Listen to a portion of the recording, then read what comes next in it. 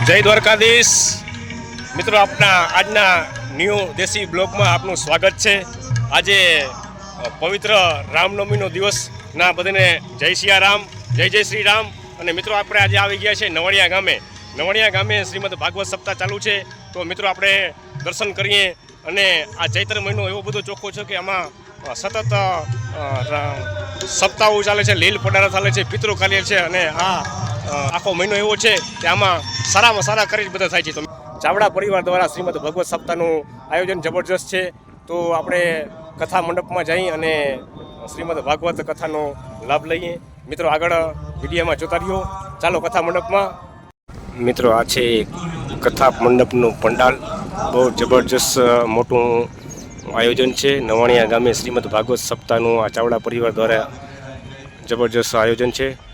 જોજો એ બહારનો નજારો, એટલી બધું પાર્કિંગમાં વાહન પડ્યું છે।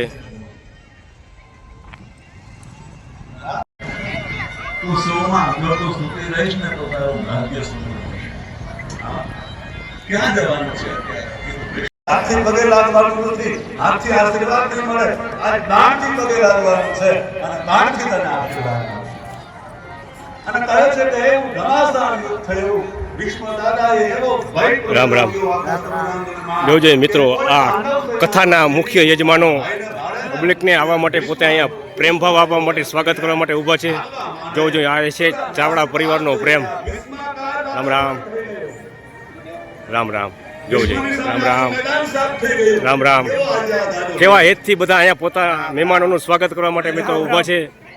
ધન્ય છે ચાવડા પરિવારને કે આવું આયોજન।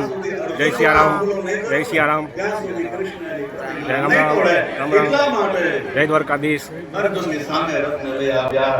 અને કહે છે કે હું એની સાથે ઘમાસાન યુદ્ધ કર્યું, પણ આજે અર્જુન હિંમત હારી ગયો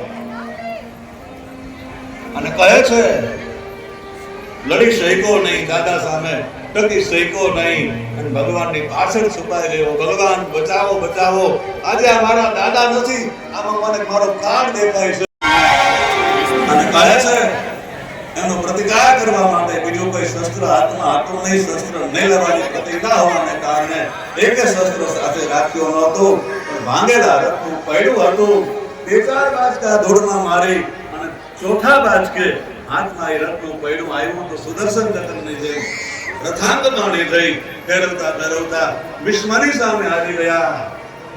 અને ભીષ્મ તમારી કઈ પ્રતિજ્ઞા? તમારા હાથમાં શસ્ત્ર લેવડાવવું છે અને તમે શસ્ત્ર લીધું। ભગવાન મારે રાક્ષસોનો વધ કરવો છે, કરાવવો છે।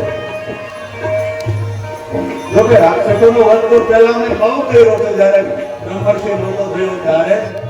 હવે બધી શક્તિ છે કે નકર કાઢી નાખવું એ બધાનો, પણ એ મારામારી, એ લડાઈ હવે રૂઠી થઈ ગઈ, હવે મને શોભે છે। એટલા માટે હું લડાઈ કરતો નથી।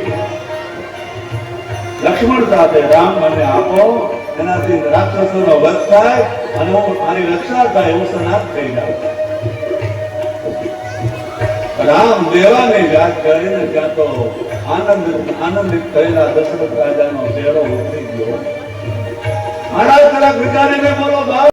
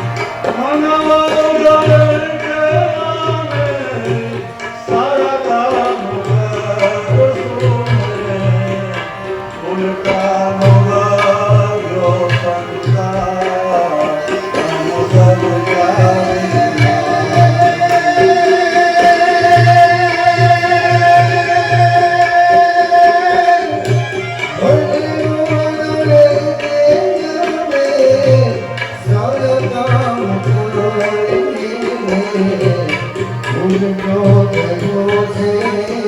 જતું રહે ને પછી આવે ભૂલ થાય. જ્ઞાન કોઈનામાં સ્થિર રહેતું નથી. પરિસ્થિતિ પ્રમાણે જ્ઞાન આવે છે અને પરિસ્થિતિ પ્રમાણે જ્ઞાન